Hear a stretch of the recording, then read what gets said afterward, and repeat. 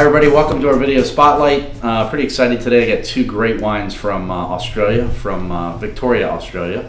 And one is called the Innocent and one is called the Guilty. The Innocent is a Viognier and the Guilty is a Shiraz.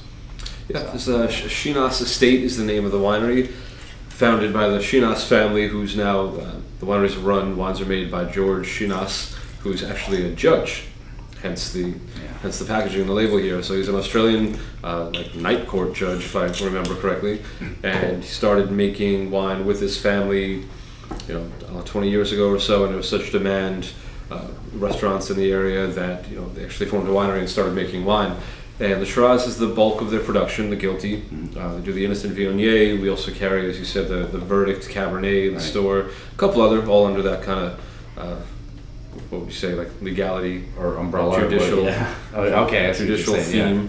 So really, we'll taste these obviously, but I tasted them a couple weeks back, and these are really what people a few years ago when Australian wine kind of hit its pinnacle of popularity. This is why they're extracted, they're powerful, they're big, they're not pretending to be subtle, they're not pretending to not be Australian. They're just big old, really juicy Australian wines. Yeah, I mean, I tasted both of them a few minutes ago also, just to get a sense. And the Viognier is at 14.4%, and the Shiraz was 15, maybe 15.5. But honestly, they don't taste like it. They hide it well. They don't taste high alcohol. They taste big. This Viognier is just really fantastic, just juicy and spicy, and it's all stainless steel, 100% Viognier. There's no oak influence.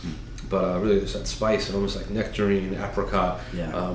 It's really the nose alone. I was just taking a little quick sip, and the nose alone, just as soon as I smelled it, I was like, whoa! It's like honeysuckle, apricots, and on the palate. Australian wine really fell out of fashion a few years ago, and there's really no other way to put it. The quality didn't change; it just became less popular than it had been. And you taste wines like this, and you realize. It's kind of silly, people need to go back a little bit and see why they first loved Australian wine, because they're not pretending to be low alcohol, which might be trendier these days. They're big, boisterous wines. And this Viognier, it's like honey on the palate. It's hard to even describe how layered it is and what a lengthy finish. I mean, even now I'm still tasting like a little bit of honeysuckle. Yeah, I think amazing wine. Most full-bodied white wines get their structure from oak, and this is completely unoaked and really the biggest white wine I've tried in some time. So I feel like big, juicy, extracted white wines. You can't beat this. You really can't miss this. Both of them are line price. They're $17.99. Yep. They're worth every penny, even if you normally don't spend that much. I think it's worthwhile if you like a big style white. I mean, foods for this. Like cheeses, maybe Gruyere cheese or some smoked Gouda. I think it would be really good because it's low acidity and it's so creamy. I think it would work well with some nuts like I don't know, cashews or macadamia nuts, something like that. Foods, maybe some spicy things like curried chicken. I think so. Yeah, I think the fruit is bright enough there. Yeah. But this is not an innocuous white. I think if there's ever a chance to drink a white wine and not think too much about food, it would be something like this. I think if you start to drink this, all you want to do is drink it. Yeah. It's hard. It's a meal in itself. All right, let me finish this up. And, moving on to the Guilty Shiraz. Being in the part of the country we are, a lot of times kind of more cult wines aren't recognized for how limited they can be. This is the biggest part of their production, still only 4,000 cases, and apparently other parts of the world, other parts of the country, this wine has really taken on a cult status and is not easy to get. We get it from a small wholesaler called Vision, who doesn't have a lot of outlets to sell it to, where we're located. So, we're able to get a bunch of wine that not a lot of people are able to get. Yeah, when I saw the production, 2,500 cases, I thought, wow, that's really... I thought it was about 4,000. This is only, the Viognier is only 500.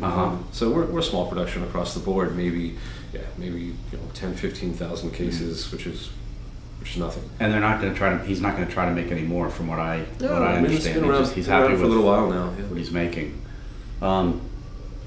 This is sort of old world style Shiraz, although you would think it new world style, but it's kind of holding back a little bit. You don't get a lot of oak where you do some of the Yeah, bigger it's Shirazes. two years in French oak that's all used oak, which is really unusual in Australia. Australia is often about new oak, lots of vanilla, lots of creaminess.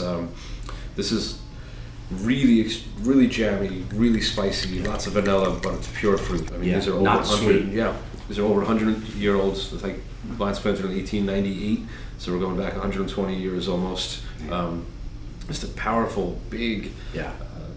Just I mean, really foods with this got to be like a really well seasoned pork chop or a ribeye steak or some barbecue or I don't know, just something with a lot of flavor to it. But these are just downright delicious, tremendous Shiraz. wines.